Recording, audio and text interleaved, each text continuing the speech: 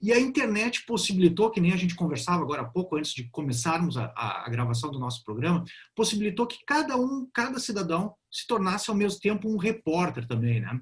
E que nem o senhor falou agora na sua fala, tem esse efeito câmara de eco, ou seja, até mesmo acredito que pelos algoritmos das redes sociais, do YouTube, Facebook, Instagram, as pessoas acabam escutando apenas aquilo que elas já estão afim. E isso começa a amplificar o problema, né? Como é que o senhor vê essa situação? O senhor acha que há, de fato, a internet ela faz um corte significativo, uma mudança de paradigma na questão da liberdade de expressão? Isso pode influenciar também na questão da mídia, porque me parece também, eu digo, as pessoas estão mais intolerantes também, né? Em virtude talvez do efeito do eco, né? A pessoa só repetir e ouvir aquilo que ela quer, isso faz com que todos esses problemas sejam dimensionados. Como é que o senhor enxerga isso no Brasil hoje em dia?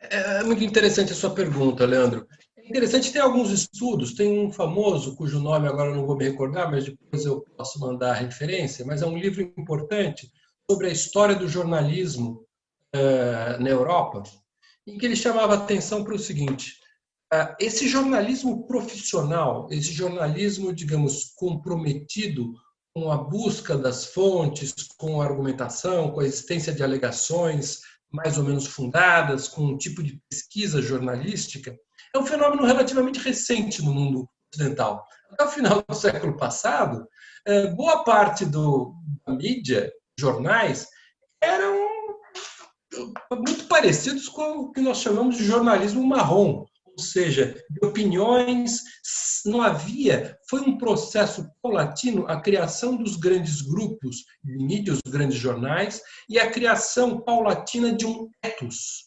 jornalístico, ou seja, de um certo controle sobre a definição do que é a verdade jornalística, a definição do que é a opinião jornalística e a definição sobre o que é uma matéria jornalística séria, competente. E, em parte, isso foi possibilitado por como eu estava dizendo, um longo processo de crítica, onde a academia criticava o jornalismo, onde os intelectuais criticavam o jornalismo, e aonde uma certa concentração empresarial dos grupos de mídia também permitia a criação, digamos, de uma sofisticação desse ethos jornalístico dentro desses grupos jornalísticos. Pois bem, todos sabemos, as mídias sociais trouxeram um fenômeno que é fantástico, é digno de tirar o chapéu, é muito interessante a possibilidade de cada um expressar as suas ideias, de cada um poder agora, da opinião pública, poder ser compartilhada não apenas através da pena do jornalista profissional, eram pouquíssimos, que era um seleto grupo de jornalistas, mas todos nós, de alguma forma, podemos. Eu posso, se quiser, investir e virar um blogueiro.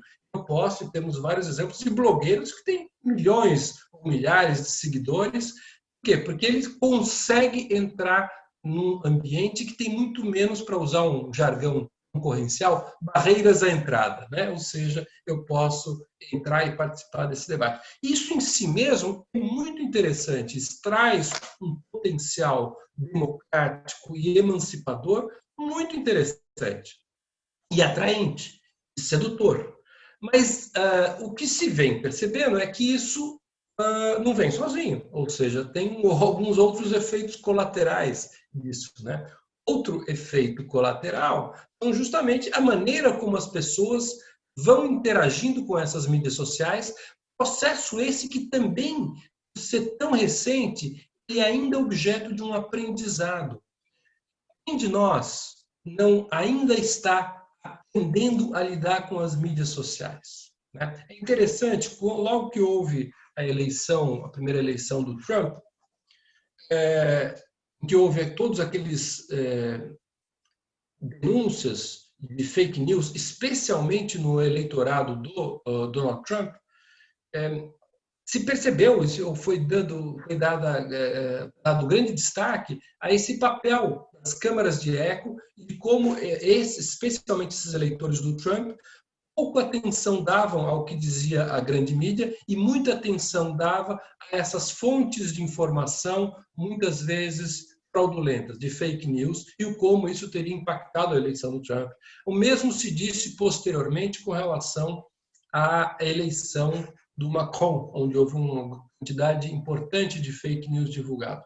Mas o que se observou também, existe um estudo importante do MIT, por exemplo, sobre isso, foi que o mesmo eleitorado, ou pelo menos até mesmo o eleitorado do Trump, esse que era, digamos, o exemplo privilegiado dessa massa de manobra guiada pelas fake news, esse novo fenômeno, esse grupo foi aprendendo e foi passando paulatinamente a fazer algumas checagens de informação com a grande mídia.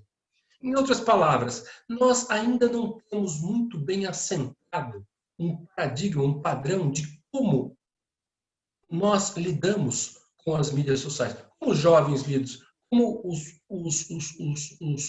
idosos lidam, como os membros de uma determinada corrente política lidam. Então, existe ainda uma demanda muito grande de estudos para nós compreendermos melhor.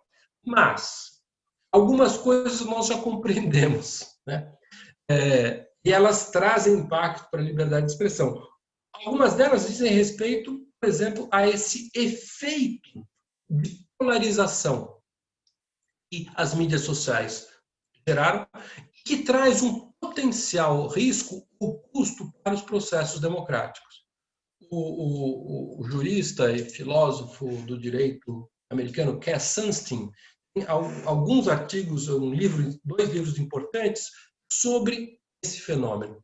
Isso traz novos desafios, por quê? Porque estamos aqui falando de um valor importante à estruturação de uma sociedade democrática, a ameaça de processos democráticos como os processos eleitorais e a radicalização ou a polarização, que é também uma ameaça à sobrevivência de uma sociedade pacífica e democrática. Então, esses são alguns problemas que são problemas novos que estão ligados. Então, de alguma forma, aquilo que trazia um aspecto muito positivo, ao mesmo tempo, traz um conjunto de novos desafios e riscos, ameaças que nós desconhecíamos. Eu gosto de lembrar, em um dos artigos que eu encaminhei a você, Leandro, destaca isso, que uma das ameaças, inclusive, à liberdade de expressão provocadas pela mídia social são as respostas legislativas apressadas e autoritárias que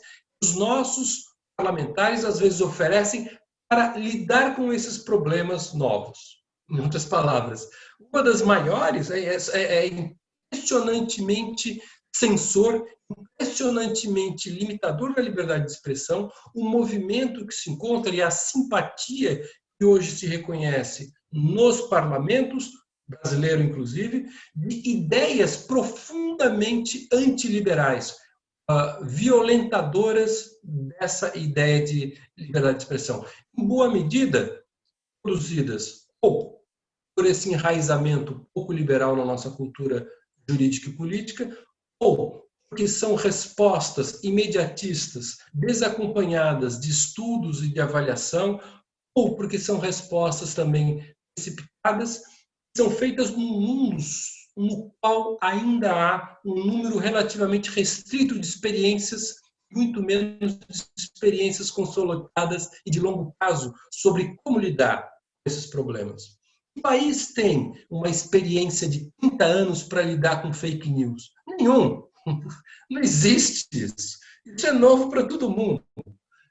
Então, na verdade, e mais, mesmo quando eu tomo a experiência americana também é nova e nós temos diferenças muito profundas, institucionais, culturais, para simplesmente produzirmos uma resposta legislativa apressada e imediatista a esses problemas. Então, eu diria, uma das ameaças à liberdade de expressão é contida nos remédios, que muitas vezes são vislumbrados para lidar com essas ameaças ou com esses riscos trazidos pela liberdade de expressão. Ultimamente, eu ando mais impressionado e assustado com os remédios do que com a doença.